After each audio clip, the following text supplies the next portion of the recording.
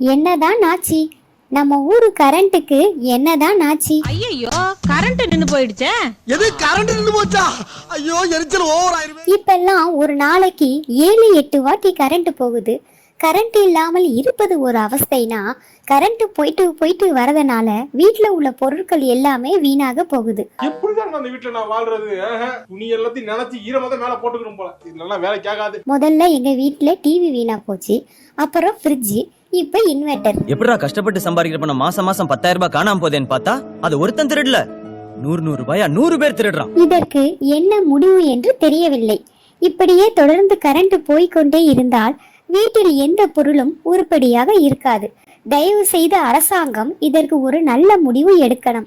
மக்கள் பார்த்து கொண்டு இருக்கிறார்கள். விரைவில் 2026 வருகிறது. யார் வந்தாலும் நாம மாறினா தான் எல்லாமே மாறும்னு புரிஞ்சுக்கிறதுக்கு இன்னும் 100 வருஷம் ஆகும். இந்த வீடியோ பிடிச்சிருந்தா கண்டிப்பா லைக் பண்ணுங்க.